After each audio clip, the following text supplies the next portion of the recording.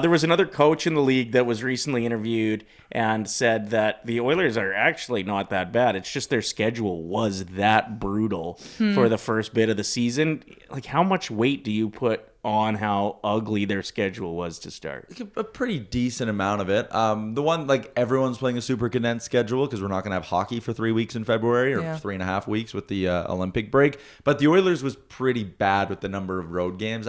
I don't remember what the first 2 months were, but it was something like 25th, 26th hardest, depending on who you use for your strength of schedule metrics, which is such a nerdy thing to be like, which site do you use for your strength of schedule? But from now to the end of the year, I think Hockey Reference has them as the 5th easiest schedule. So like that kind of shows the flip. They won't play a game in the Eastern time zone after December 18th, which is crazy. They go to Boston in like 10 days. Oh, they have this last trip where they're going to go Toronto, Montreal, Boston, I think one more stop. And then they are not in the Eastern time zone from December till the end of the regular season, which is crazy to think about. But also, like, that's kind of what messes you up when you're traveling, is like the different time zones, all that stuff. So the back half of the year, short flights, ton of home games. It's a much, much easier schedule. Well, and we're trying to get the early start club going, but it's not going to happen It went this a year. little too hot at the start of the season. And then Maybe next season. Yeah. you have like 3 more and then it's done. And no one's like going to buy that merch. The Saturday 2 p.m. games is all we got left. So the game tonight, what are you looking for as far as hoping that the Oilers can continue with what we've seen lately? Yeah, I think that's just the word. It's like continuity, right? Like the top 6 is kind of like set right now. Knobloch's not messing with a ton there. McHugh line. Second line looks great. Matt Savoie, good local kid who was living at home in St. Albert up until like a month ago still. I love this. Which is a hilarious story. Some of the guys I think in the media were poking fun at him. I think he's gone now. I think he's got like an apartment, or they put him up at the JW like they usually do. But Gregor interviewed him at like the end of October and he was like, yeah, I'm still like living with my parents in Aaron Ridge. I my gosh. Mom's cooking. Mom's cooking. Mom's cooking. I just love the idea, and this obviously isn't how it works, but like of him coming home with like his bag on his shoulder. I love and this. His mom being like, "How was your game?" And She's he's got like, a home- we lost. Home cooked meal. They're going to the Sheets rink. have been washed. They're going to the rink to tie his skates for him. Yeah. Yeah, Coming get in them the real rink. tight. But like Matt Savoie's been awesome, right? And like again, he's another guy where similar to the team, it's like, okay, you saw like the building blocks were kind of all there, and it's like once he gets a couple goals, like confidence, swagger, all that stuff, like he's starting to find it now, and he's scoring a couple of really big goals in the last few games. So yeah, I think just continuity. Do you think him versus Ryan McLeod is big in their minds, or is this just like media talk about who won this trade? I don't think like Matt Savoie really cares all that much. Like as much as maybe there'd be like a chip on your shoulder of like, oh, the team that drafted me traded me. I think for him it's like, oh my God, the Buffalo Sabres traded me. Like, thank you. Yeah, like you fair. sent me home, right? Like, I mean, if he was just toiling away in Buffalo right now, I don't think he'd be having a lot of fun. And from Ryan McLeod's perspective, I don't think he sits there and goes like, oh, the Oilers punted on me. Like, he got $25 million in Buffalo. Like, That's right. That's good living right there. And he's closer to home too. He's an Ontario guy. I don't think it's one of those trades where like anyone's mad at anybody kind of thing. And McLeod's getting an opportunity to play like top line time, which could mean way more money down the road too once this contract's done. So yeah, interesting. Sometimes you hear about trades like that where like, oh, that kind of worked for everybody. And I think it's what this is. Like as much as Sabres fans, I think at some point will be like, oh man, we shouldn't have traded Matt Savoie. Like look at what he is now.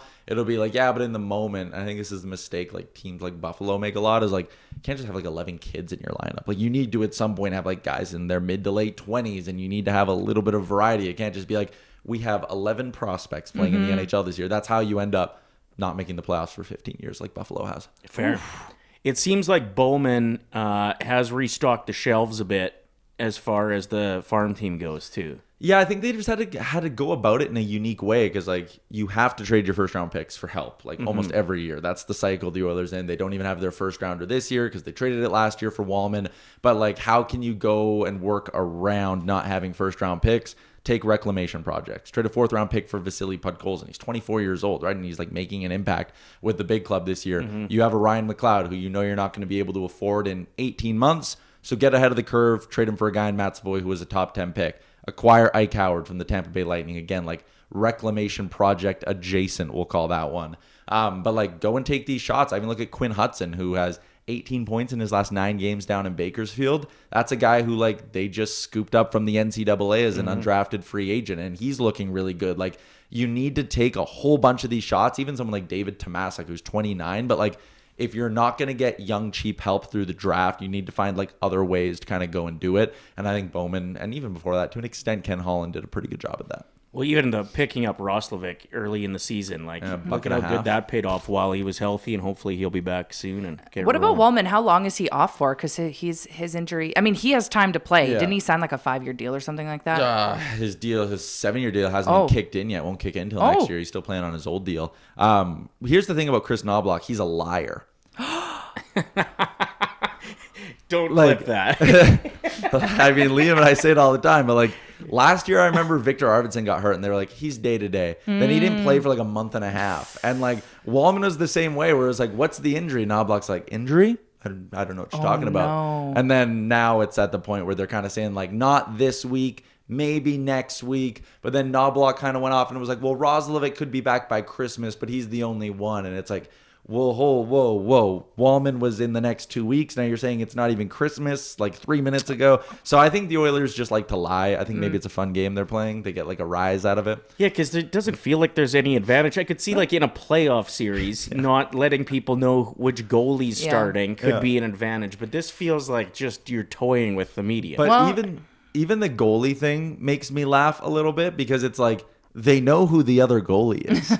It's not like it's like we're not starting Skinner and the other team's like, shit, it could be anybody. It's like it's either Skinner or Picker. Yeah, it's not the Zamboni driver tonight. Okay. And like think of the flip side. If Buffalo had like their second pairing defenseman and tonight Lindy Ruff, their head coach, was like, I'm not telling you guys if he's playing. Do you think Chris Knobloch would be like, oh fuck.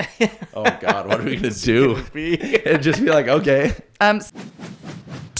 Thanks for watching this video. If you enjoyed it, like it, hype it, and share it with your friends. And to not miss any of our content, make sure you're subscribing to the Oilers Nation YouTube channel. Freaking nailed it.